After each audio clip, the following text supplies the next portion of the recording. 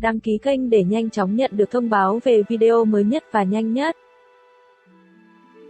Trường Nguyệt Tẩn Minh của Bạch Lộc, La Vân Hy là phim tiên hiệp hot nhất 3 năm qua, liệu có xứng đáng? La Vân Hy phản ứng thế nào khi Trường Nguyệt Tẩn Minh bị chê tơi tả? Tạo hình hắc hóa của Bạch Lộc xứng đáng phong thần, được khen đẹp hơn cả Triệu Lệ Dĩnh. La Vân Hy nói về phản ứng hóa học với Bạch Lộc. Theo thông tin mới nhất, Trường Nguyệt Tẩn Minh chính là dự án tiên hiệp top 1 trong 3 năm qua. Mới đây, dự án phim Trường Nguyệt Tẩn Minh do Bạch Lộc và La Vân Hy đóng chính đã chính thức lên sóng. Bộ phim nhanh chóng nhận được sự quan tâm rất lớn của công chúng bởi phần kỹ xảo được đầu tư, tạo hình bắt mắt và dàn diễn viên hợp vai. Vừa lên sóng, Trường Nguyệt Tẩn Minh đã liên tục thu về loạt thành tích cực ấn tượng và xô đổ hàng loạt kỷ lục của Youku. Mới đây, trang mạng CCTV đã lên bài chứng nhận Trường Nguyệt Tẩn Minh là dự án phim cổ trang tiên hiệp hot nhất trong 3 năm gần đây. Theo đăng tháp đưa ra, chỉ sau 5 ngày lên sóng, nhiệt độ của Trường Nguyệt Tẩn Minh đã bùng nổ mạnh mẽ. Thị phần lên sóng ngày đầu của phim chiếm top 1 trong danh sách phim cổ trang lên sóng trong 3 năm gần đây. Bên cạnh đó, mới lên sóng được 3 ngày, Trường Nguyệt Tẩn Minh đã đạt chỉ số 42,000 tại đăng tháp. Màn tái hợp của La Vân Hy và Bạch Lộc đã vượt mặt một loạt dự án lên sóng trước đó như Thương Lan Quyết hơn 35.000, Trầm Vụng Hương Phai hơn 34.000, Ngự Giao Ký hơn 29.000. Hiện tại, Trường Nguyệt Tẩn Minh vẫn đang đứng top 1 tại đăng tháp và dẫn đầu thị trường phim truyền hình.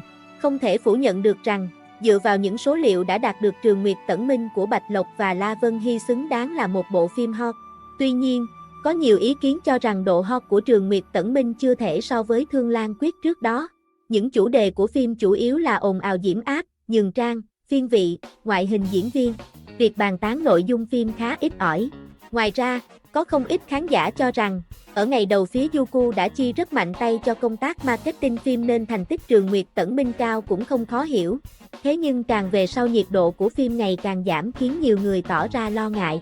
Trường Nguyệt Tẩn Minh là một tác phẩm đang hot, thế nhưng phim chưa đạt đến mức bạo như kỳ vọng. Nam chính La Vân Hy được xem là nhân tố quan trọng khiến Trường Nguyệt Tẩn Minh chiều lòng được khán giả mê phim Hoa ngữ. Để có thể nhập vai Đàm Đài Tẩn trong Trường Nguyệt Tẩn Minh, La Vân Hy đã chuẩn bị rất cẩn thận, hiểu được cốt lõi của nhân vật. Anh chia sẻ, tôi đã chuẩn bị bằng cách xem mình như khán giả để cảm nhận câu chuyện này. Sau đó, tôi phát huy trí tưởng tượng của mình, nghĩ xem nhân vật này sẽ có hình tượng như thế nào trong mắt khán giả. Rồi tôi cụ thể hóa hình ảnh, khắc họa, lý giải nhân vật qua diễn xuất của mình. Chia sẻ về phân cảnh khó nhất, La Vân Hy trải lòng, nhiều lắm, các cảnh đều vô cùng khó. Thật ra khi tôi đọc kịch bản, tôi thấy Trường Nguyệt Tẩn Minh như một bộ phim tiên hiệp ở tầm sử thi. Nghĩa là chỉ cần đọc các câu trong kịch bản thôi là đầu óc sẽ không theo kịp được mô tả bằng chữ nghĩa. Não bộ phải hoạt động rất nhanh nhẹn thì đầu óc mới xây dựng được những cảnh tượng hùng vĩ trong lời văn. Nên tôi buộc phải phát huy trí tưởng tượng bất tận, dựng thế giới hiện ra qua lời văn, qua kịch bản rồi cụ thể hóa. Dàn dựng bộ phim tiên hiệp không phải là điều dễ dàng với các đoàn làm phim. Trang phục, phụ kiện phải phù hợp với bối cảnh và nói lên được tính cách, hình ảnh của nhân vật. La Vân Hy cho biết anh mong khán giả không soi mói nhiều về sạn trang phục, thật ra bộ trang phục nào cũng rất đẹp. Cả đội trang phục đều rất tâm huyết.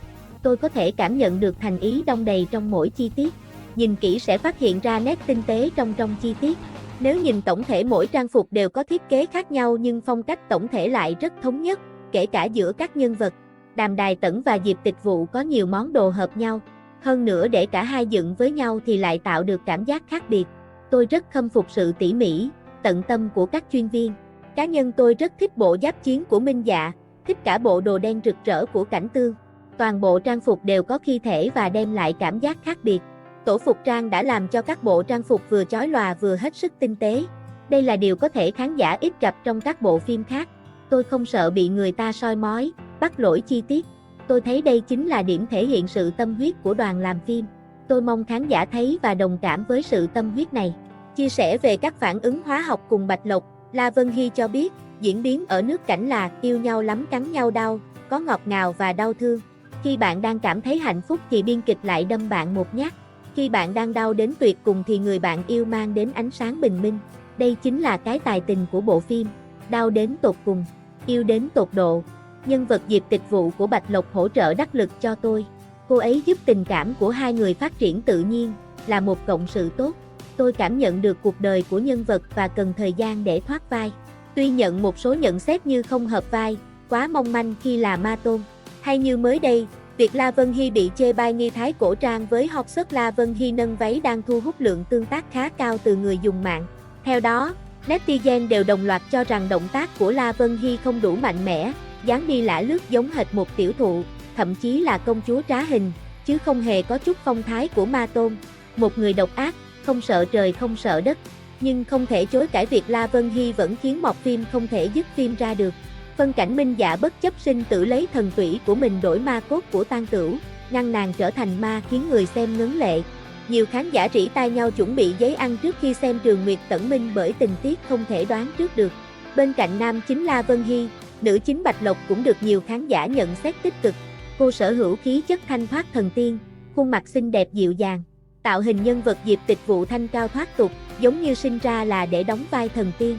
Trong phim, Bạch Lộc một mình cân ba vai với những nét tính cách khác nhau được khán giả hết lời khen ngợi. Mới đây, nhân vật Tang Tửu, Bạch Lộc đóng, đã chính thức hắc hóa để báo thù Thiên Hoang, Trần Đô Linh.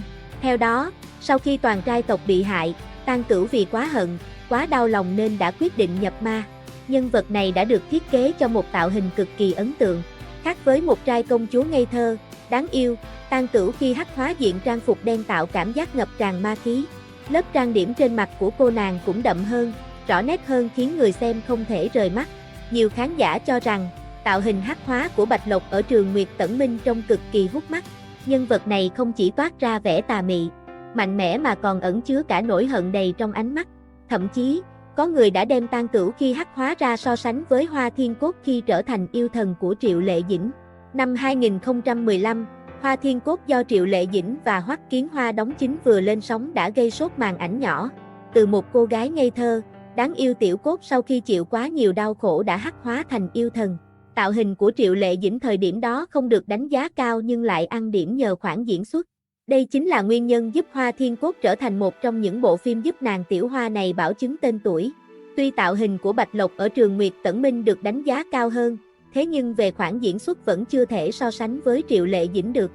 Ở một diễn biến khác, trên mạng xã hội Weibo đang nổ ra cuộc tranh cãi nảy lửa quanh chủ đề Trường Nguyệt Tẩn Minh có phải là phim bạo hay không. Dựa vào số lượt xem, chỉ số nhiệt độ hay hot search thì rõ ràng Trường Nguyệt Tẩn Minh đúng là đã bạo. Tuy nhiên, nhiều cư dân mạng lại tỏ ra khá bối rối vì chỉ xem phim theo kiểu coi cho vui, không phát sốt đến mức chẳng bỏ qua bất cứ tình tiết nào giống như các siêu phẩm lừng danh Tam Sinh Tam Thế Thập Lý Đào Hoa hay Hương Mật Tựa Khói Sương. Có người còn thẳng thắn đề cập chuyện ekip sản xuất Trường Nguyệt Tẩn Minh gian lận số liệu để quảng bá phim. Thực tế là phim chỉ dừng ở mức hấp dẫn, xem được chứ không bạo như Phan Bạch Lộc, La Vân Hy lầm tưởng. Mức độ nhận diện và yêu thích mà khán giả dành cho La Vân Hy, Bạch Lộc vẫn còn thấp, nữ chính Bạch Lộc thậm chí còn bị chê diễn tệ, không có hào quang nữ chính bằng các đồng nghiệp như Dương Mịch, Dương Tử hay Địch Lệ Nhiệt Ba. Là dự án trọng điểm của Youku, được đầu tư với kinh phí khủng, Trường Nguyệt Tẩn Minh dù chưa tới mức bạo, nhưng cũng được xem là có nhiệt. Tuy nhiên, việc đoàn làm phim liên tục có những chiêu trò marketing quá lố, cọ nhiệt với nhiều dự án phim ăn khách trước đó như Thương Lan Quyết, Hoa Thiên Cốt, hay mới đây nhất là Hành động Report, gỡ video về nữ phụ Trần Đô Linh. Được biết nền tảng Youku đã đưa ra yêu cầu xóa hết video về nữ phụ Trần Đô Linh trong Trường Nguyệt Tẩn Minh, dù cho những video này đều có lượt tương tác khá cao trên Billy nền tảng video của Trung Quốc. Việc làm này của Youku đã khiến khán giả mất cảm tình đi không ít vì cho rằng nền tảng đang cố dìm nữ phụ để nâng nữ chính của phim lên.